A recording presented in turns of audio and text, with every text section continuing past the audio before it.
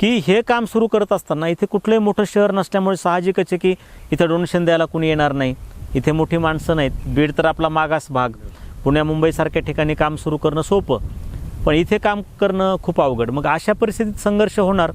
मग तो संघर्ष जेव्हा ह्या मुलांना आम्ही तिथं आणलं, तिथं त्यांना राहण्याची व्यवस्था केली, तर त्यावेळी सगळ्यात अगोदर आमचा हातातोंडाचा संघर्ष सुरू झाला.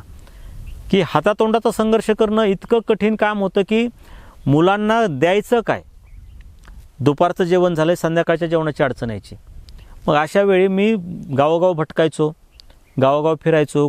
जे मिळेल ते धान्य, मिळेल ते संसार म्हणजे पैसे, जे काही देणग्या डोनेशन्स असतील त्याच्यावरती आम्ही ह्या मुलांना मिळेल त्या चारा आम्ही खाऊ घालायचो. मग एक काळ तर असा होता की बाजरीच्याच कण्या, बाजरीचीच भाकरी, बाजरीचीच आमटी हे खाऊन मुलं झोपलेलीत सगळे. आणि वेळ प्रसंगी जमीन गहाण ठेवली, दागिने विकले, मुलाचे दागिने विकले, मिसेसचे दागिने विकले.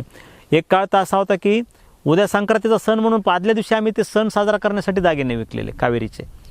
हे जर सगळं जर सांगायचं म्हटलं खूप प्रसंग आहे त्याच्यामध्ये. खूप असं म्हणजे आजही मनाला खूप वेदना होतात, खूप म्हणजे वाईट वाटतं सगळं ते काळ. पण